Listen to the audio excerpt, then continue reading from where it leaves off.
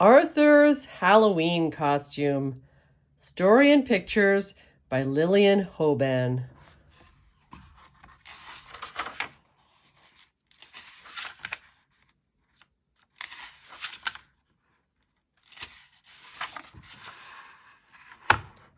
It was the morning of Halloween. Arthur was looking for his school books. Violet was packing her lunch. She packed a chicken sandwich and some Halloween candy. "I'm going to be a fairy queen at the school party," she said. "What are you going to be, Arthur?" "I'm going to be a ghost and scare everybody," said Arthur. Arthur put a sheet over his head. He flapped his arms up and down. "Woo-wee! Woo-wee!" he yelled. "3 kids in my class are going to be ghosts," said Violet. "Wilma is going to be the ghost with the most." "That is no fair," said Arthur. "I want to be the only ghost. Now no one will be scared." "Maybe you can be a monster," said Violet. "Monsters are scary." "But I do not have a monster costume," said Arthur. "You can make one," said Violet. "No, I can't," said Arthur. "I have to pack my lunch and find my school books. Anyway, I have nothing to make a monster costume with." Arthur pulled the sheet down around his neck. "Now you look like an angel," said Violet. "Phooey," said Arthur. "I want to be a ghost." He started to pack his lunch. "There's hardly any chicken," he said, "and the ketchup is almost gone." He tried to shake some ketchup onto his sandwich. None came out. He whacked the bottom of the bottle. Splat! The ketchup plopped out all at once. There were big blobs of ketchup on the sandwich, and there were big blobs of ketchup on Arthur's costume. "Now what am I going to do?" asked Arthur. "You can make believe it's blood," said Violet. "Then I can't even be a ghost," said Arthur. "Ghosts do not have blood." "Yoo-hoo! Violet, can I come in?" It was Wilma. "I brought some little chocolate kisses for treats," she said. "And I brought a big chocolate kiss, too." Wilma's little cousin Peter came into the house. He was all wrapped in silver foil. He had a brown knit hat pulled down over his face. A strip of white paper was sticking out of the top of the hat. It said, "Chocolate Kiss." "Doesn't he look cute?" said Wilma. "What are you supposed to be?" she asked Arthur. "A vampire or something?" "I wanted to be a ghost and scare everybody," said Arthur, "but some ketchup spilled on me." "Maybe you should be a vampire," said Violet. "Vampires are scarier than ghosts." "Anybody can be scary," said Wilma. "Peter wanted to be scary too, but my big sister dressed him like a chocolate kiss. She says it is easy to be scary, but it is hard to be an original." "What is an original?" asked Violet. "My sister says it means you get super special ideas that no one else has," said Wilma. "Like being a chocolate kiss for Halloween."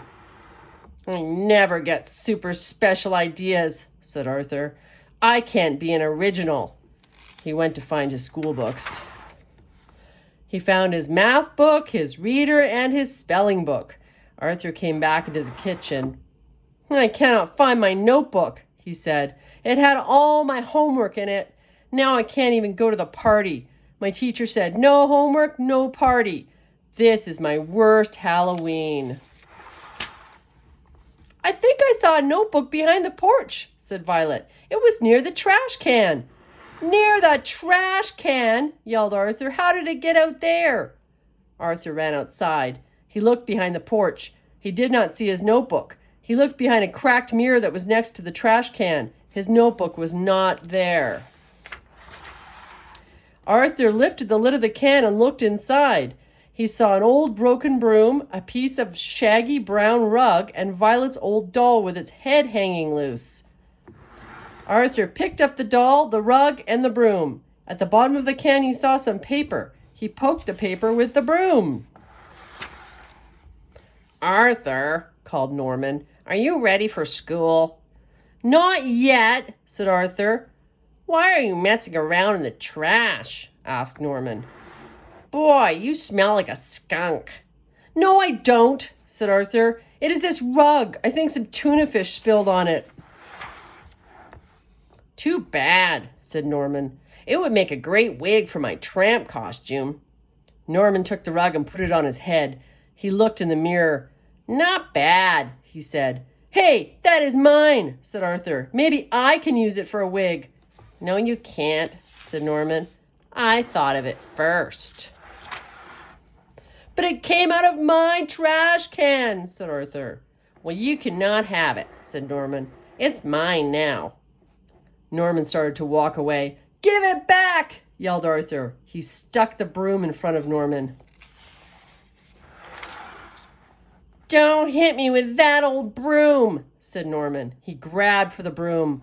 Arthur held the trash can lid in front of him.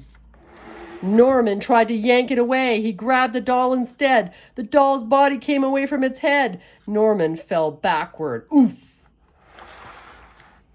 "Here, keep your old wig," Norman said. "It's smelly anyway." He jammed the rug down on Arthur's head and walked away. Arthur looked in the mirror. He said, "I could be a warrior." He held the lid in front of himself and lifted the broom in the air. "This is my shield and my sword." He swung the doll's head by its hair. "I just kill my enemy in battle. The ketchup is the blood. Not a bad idea. Maybe I am even an original. Now I have a costume. All I need is my notebook." Arthur looked in the trash can again. A big fat cat was sitting inside. "Scat, cat," said Arthur. "Meow," said the cat. It jumped to the rim of the can and rubbed against Arthur. Arthur pulled the paper out of the trash can. It was torn, and it was dirty, and it was not his notebook. Suddenly, Arthur felt something scratching the back of his leg. He turned to look, but the rug fell over his eyes. Sharp claws dug into him. Arthur slapped at his leg with a broom. "Ow, ow, ow!" he yelled. "Arthur," called Violet, "stop all that yelling. I found your notebook. It was in your lunchbox with an old mashed banana." "Yow, yow, yow!" Arthur yelled. He hopped around and waved the trash can lid in the air. "Arthur, you stop that right now," called Wilma. "You're scaring Peter in that silly costume. What are you anyway, a trash collector? You should be wearing big work gloves. Trash collectors always wear big work gloves." "Trash collector phooey!" yelled Arthur. "I am not a trash collector." "He is a witch doctor," called Violet. "He is holding a little shrunken head. He is putting a spell on that cat." Arthur lifted the rug from his eyes and looked down. "Meow," said the cat. It sniffed up at the rug and tried to climb Arthur's leg. "Shoo, you!" said Arthur. He shook the broom and waved the doll's head. "Hey, I scared Peter. I have a scary costume." "Well, maybe it is scary," said Wilma, "but it is not very original." "I don't care," said Arthur. "This is a good costume, even if I am not original. Now let's go to school." Arthur got his books, his lunchbox, and his notebook. They started off to school. At the stoplight, Violet said, "Arthur, the cat is following you." "Another one is too," said Wilma. "It must be my wig," said Arthur. "It smells like tuna fish." "Here come two more cats," said Wilma. "Now you look like an animal trainer. That is not very scary." "Scat, all you cats!" yelled Arthur. He turned around and walked backward. He waved the broom at the cats. "Oh my," said the guard at the school crossing.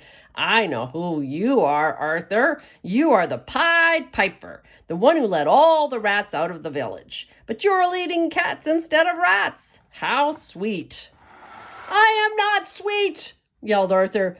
"I am not the Pied Piper either. It is not fair. I am not scary. I am not original. No one even knows what I am. Phooey!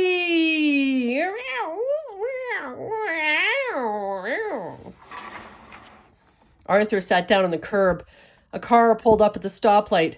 A big dog stuck its head out of the window. It barked and growled. Woof, woof, woof, woof. Are ya a hobo, son? Asked the driver. My dog does not like hobos. Grrr, growled the dog. No, I am not a hobo, said Arthur. He must be barking at the cats, said the driver. He does not like cats either. Gruff, growled the dog. He tried to jump through the window. Hiss, spat the fat cat. Hiss, meow. Its fur stood up. Its tail got big. It arched its back and jumped. It jumped right on Arthur's wig and dug its claws in hard. Oh, no, yelled Arthur. Well, that sure is a great costume, said the driver. He laughed, ha, ha, ha, and drove away. Arthur, called Wilma's big sister, let me see your costume. She got off her bike and walked around Arthur. Wow, she said, what a great idea. That is the most original costume I have ever seen. Hey, look at Arthur's costume, she called to the kids in the schoolyard. Hey, look at Arthur's costume, yelled the kids. They all crowded around. Not bad, said Norman. What are you anyway? The cat's meow? No, he is not, said Wilma's big sister. He is the spirit of Halloween. What a splendid idea, Arthur, said the school principal. No one ever thought of that before. He came out of the schoolyard. The cat cannot come into the school, Arthur, but you certainly have my vote for the most original costume. That is great, said Violet. You get double the treats. Oh, boy, said Arthur. I think I'm going to like being the spirit of Halloween. The end.